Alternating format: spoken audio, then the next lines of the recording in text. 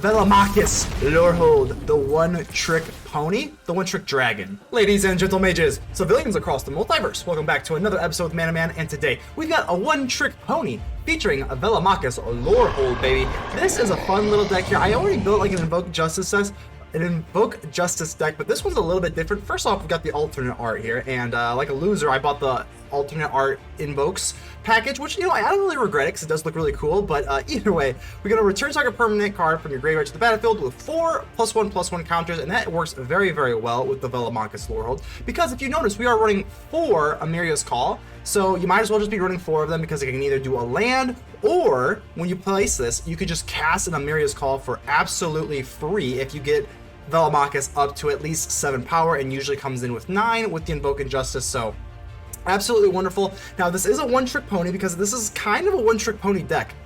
The trick is really cool, like, don't get me wrong, but it is nonetheless a one-trick pony. So if they kind of take that away from you, you're kind of screwed. But I guess we do have some new Capenna cards in here as well. So we do have Big Score, and I think it's big, no pun intended, the pun was intended. But Big Score is a lot better than Uncharted, that Uncharted card, oh my gosh, I can't remember. But that one has 2 red, this one only has 1 red. And in a deck where you need to make sure that you're casting, you know, 4 white on turn 5, I think that 1 red instead of 2 is a huge deal, and it's a big score. So that's our first new Capenna card. The next one is going to be a Graveyard Shift. Now this one's a little bit more niche. Now, I know it's like black, and how the heck are we running black? Well, we do have a few Shattered Sanctums. I'm a little bit worried about the mana thing here, but either way, we do have Fable of the Mirror Breaker, which does generate treasure, and then we also have Big Score, which generates treasure as well. So between the few little black sources we have here and the treasure sources, I think we should be able to use this Graveyard Shift, and having Flash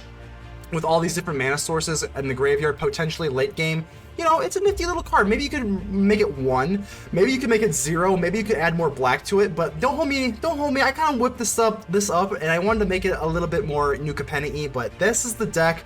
I'm gonna tamper with it because I'm not so sure if I'm sold with it. We could also run more treasure stuff, but either way, this one-trick pony should be a blast. But before we get into the gameplay, make sure to leave a like. The button looks just like this, helps out the channel tremendously. Go ahead and subscribe if you have not already, and without further ado, let's get ready to vanquish some enemies.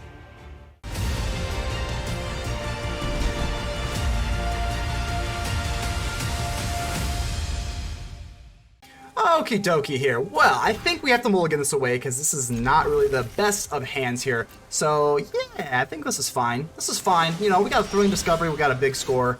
Definitely some things we can do here. So we'll set down the Sundown Pass just because, you know, we'll see what we got going on here. The Doomskars could be nice if this is more of like a creature deck. So the Jukai Naturalist, okay, we're definitely going to want to set up this Doomskar as quickly as possible because Naya Runes are, they just ruin your day. That's why they're called Naya Runes. So let's see, do they have the Runeforged Champion as well? Do they have this Runeforged Champion on top? Come on now. You know they do, they probably do, but either way, we're gonna be able to disrupt them because we have 2 Doomskars, not even 1, we got 2. So they put they actually put the Rune of Sustenance on the land. That actually makes sense, I guess, because they don't want, they want to draw the card in case we have some sort of removal for the Naturalist, I guess, but, that makes sense. So I'm going to waste absolutely no time. Let's go ahead and set down the Sundown Pass. I'm going to Doomskar. Let's just get rid of these creatures. This thing makes treasure. I just don't want that to happen, so let's not do that. Fable of the Mirror Breaker. The way that you beat runes is just kind of just getting rid of all of their threats as quickly as possible, honestly.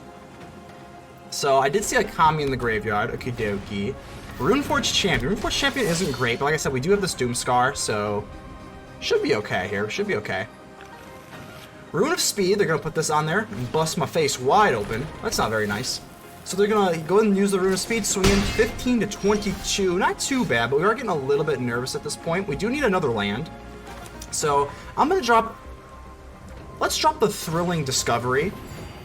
And then we'll discard the Velomachus. We need this in the graveyard for the Invoke Justice. And the Fable is a little bit too slow right here, so we'll do that. Hopefully we get a land. We do, that's wonderful. Let's drop our Sundown Pass, set up for another Doomskar. Pass the turn. Yeah, that sounds pretty good to me. So Fable of the Mirror Breaker is going to go. We also want to save the Doomskar, even if we could cast it. We kind of want to save it for this Reflection of the Kiki-Jiki, just so we kind of get them all in one swoop.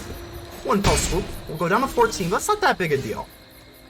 So we have Emeria's Call. I'm going to Doomskar. That is obviously going to be the plan here. So Doomskar it is. Let's kill the board. And I'm going to set one of these Emeria's Call. We have another one, so we'll just go ahead and place this down. We don't have to pay the life that way, and our life's going to be very relevant in this matchup anyway. So what you got for us? Okay. I mean, the Lair of the Hydra does have lifelink now, which is cute. It's a cute move. It's a cute move. I gotta give him credit for that. Instead of putting it on the Naturalist that way earlier in the game. So they actually are gonna swing in with the Lair of the Hydra. I don't know. I don't if they're planning on doing this, which it looks like they are, I don't really think that's like the best move. So it's gonna become a 4, yeah, 4/4. Down to 10, but I don't know. I mean, even the lifelink doesn't really matter. That's not really going to be the way we win, so I don't think they're really that incentivized by the lifelink, so their hand must be kind of not Rooney. So, okay, now we got the Invoke Justice. We don't have to worry about anything. They're not playing counter magic or anything. Well, let's go, baby. The Velomachus Lorehold, the one-trick pony, the one-trick dragon. Either way.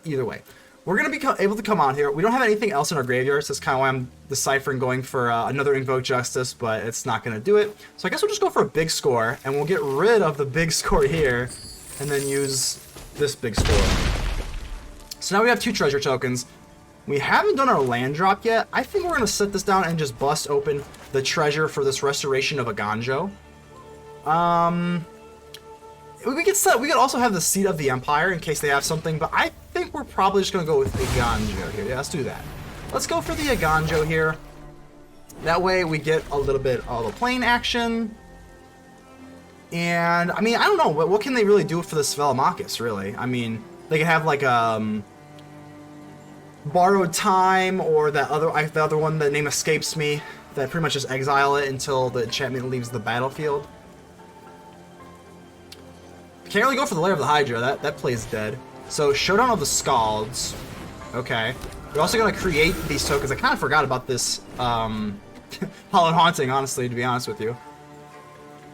So that's not great, but like again, we still have this Velomachus in the air, and Velomachus just don't care. Lorehold just don't care. In the air, don't care. So just a Kami. I think we're sitting pretty here. I mean, we have this vicious Lorehold. We don't really have any permanents in our graveyard, so I guess we can just kind of, do that. Yeah, whatever. But now we can actually just hard cast this Emeria's Call, and this is why Emeria's Call is so good in this deck. Usually, you want to just be casting it for free with the Velomachus, but either way. So we don't really want to go for Doomskar. It makes no sense. I guess we'll just deal 3 damage to... We kind of want to, yeah, that's a Spirit too, so I guess we'll just get rid of the Kami. Swing in, down to 8. We'll hard cast this Emeria's Call. Usually you want to be playing this for free, but hey, just hard casting it's fine too from your hand instead of using Velomachus for it. And let's see what they got now. I mean, it's looking pretty good. 8 life. I don't know how they're supposed to get in here, and we also fly, and we take it, baby. We take it. How cool. We're back here at Mana Manor with the post-game review, and I know you're going to say, guys, we only have 1 game today, and I'm very sorry. We just don't really have the time. I did want to at least post something today, but obviously we got a short video. I've been doing a few short videos, but the long videos are coming. Don't worry, guys. Don't worry. They're coming. They're coming, I promise you. And like I said, even if we get that, I think there's like some sort of milestone. I don't know. I've been hearing this weird thing that like Explorer and Historic, like they need a hero or something, but there's no one there. I don't know what that was all about there, but you know, either way, trust me, guys. Short video here today. Times get a little bit rough, but the better stuff is coming, and I just hope that you bear with me. I hope you enjoyed. Go ahead and test this out. Again, I'm not sure about the treasure tokens and the black graveyard shift type of thing going on here, but either way, guys, that's my promise. Better things are coming, and again, I'm in this for the long haul, but sometimes real life just kind of gets in the way, and the daily videos are kind of hard to do, but we're still doing it, baby. We're still holding true to at least trying to get something out every day for you guys. So thank you. I appreciate it. For everyone that watches, thank you a lot, and that's all I got for you. Man, out.